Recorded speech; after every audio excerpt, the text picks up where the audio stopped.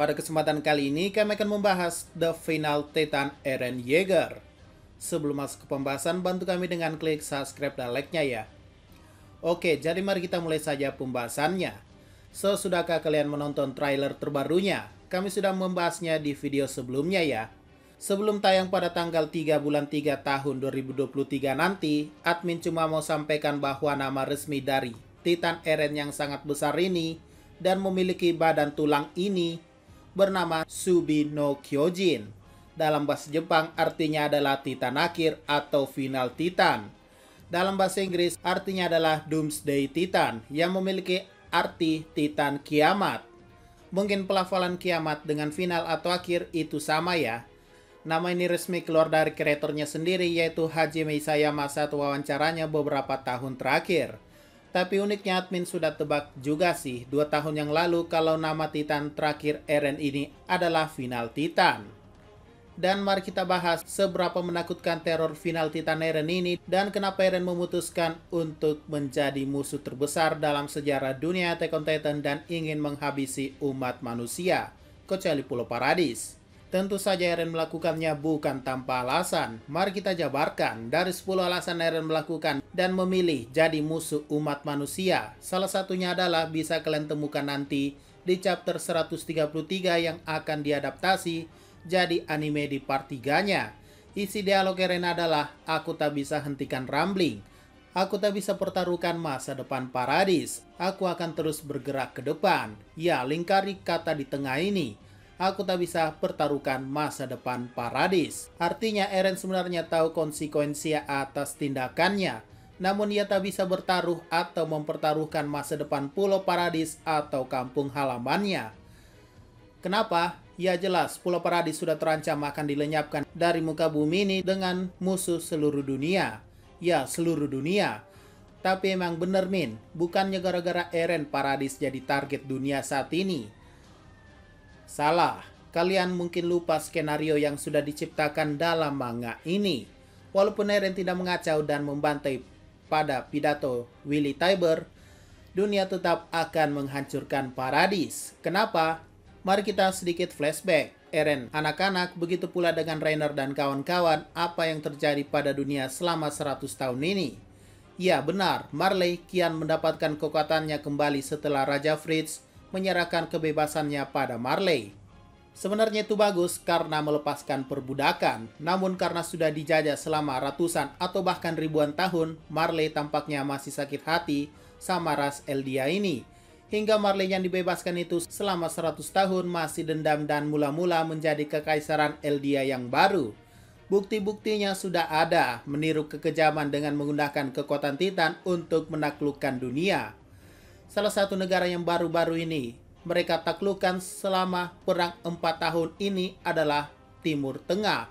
Dengan kekuatan Titan jauh, Beast, Sword, dan Armor, mereka mengalahkan aliansi Timur Tengah dan memaksa mereka menjadi aliansi di bawah kekuatan mutlak Titan Marley.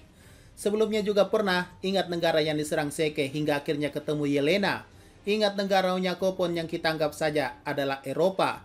Juga di bawah jajahan Marley, hingga Onyakopon pun resah sama Marley dan malah ngikut Yelena jadi pembelot.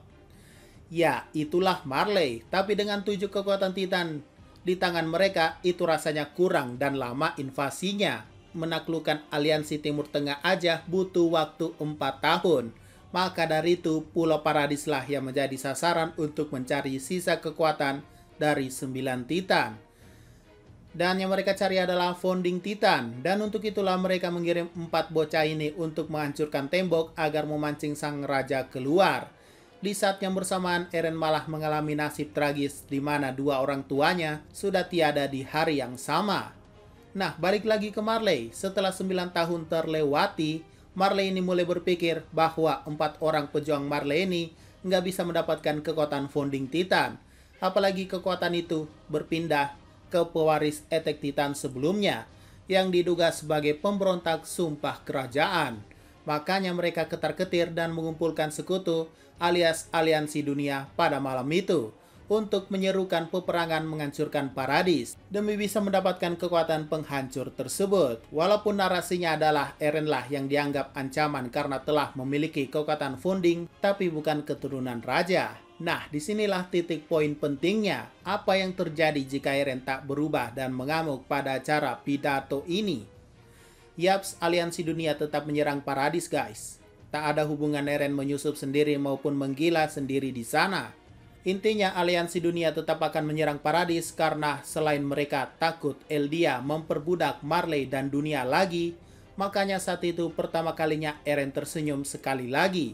Karena Eren pikir, ya ampun, padahal niatanku nggak ada menghancurkan dunia.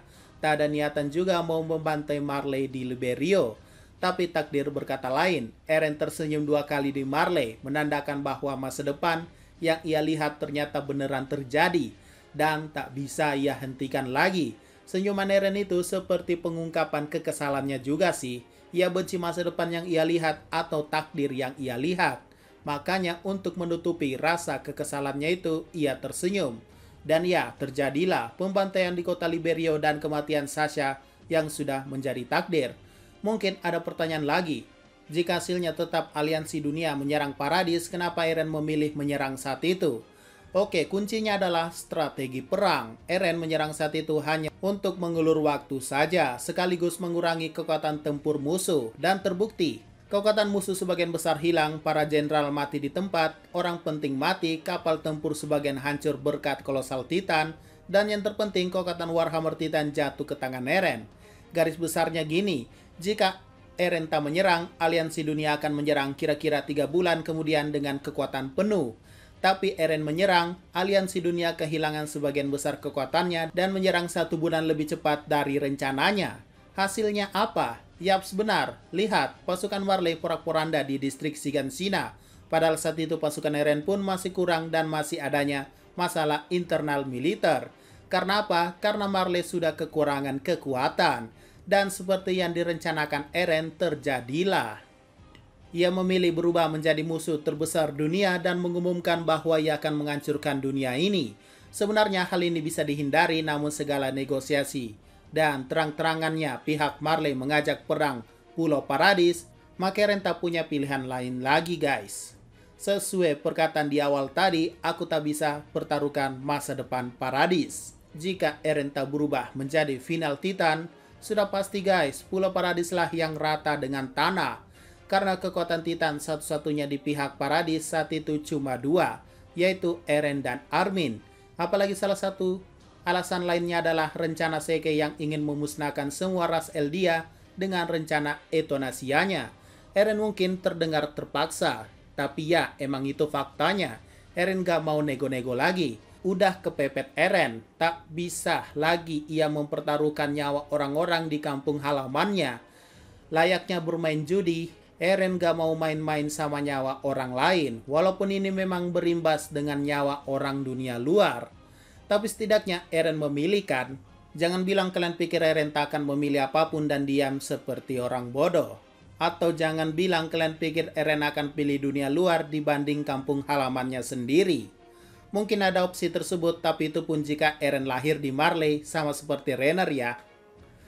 Ya, intinya keputusan Eren juga dipengaruhi lingkungannya dan tentu saja masa lalunya. Sebagai tambahan, Eren sebenarnya juga nggak tega lah bantai dunia luar. Dilihat dari ekspresi pasrahnya di dalam tubuh final Titannya dan menangis untuk orang yang akan mati di masa depan, maka dari itu visualisasi Eren versi anak-anaknya bisa muncul. Itu karena Eren udah mengalami stres berat dan delusi. Seakan-akan ini tuh kenyataan yang pahit dan dunia yang kejam. Eren hanyalah contoh orang yang ditampar kenyataan dan ekspektasinya sejak kecil. Kita tahu bahwa Eren kecil hanya tahu musuhnya adalah dunia luar. Namun setelah tahu dunia luar juga memiliki kehidupan yang sama dengan di dalam tembok, ia kecewa. Itulah yang ia katakan pada Ramzi. Ia kecewa. Kecewa kenapa? Ya, kecewa ekspektasinya dihancurkan oleh kenyataan. Bayangkan, kalau ekspektasi Eren beneran terjadi, Titan bukan manusia, Eren berhasil mengalahkan musuhnya dan berakhir happy ending. Tapi kenyataannya nggak semudah itu ternyata. Semakin Eren tahu kebenarannya, senyuman di wajahnya kian menghilang. Ya, terkadang kebenaran itu lebih menyakitkan dan lebih memilih tidak tahu daripada harus tahu fakta tersebut.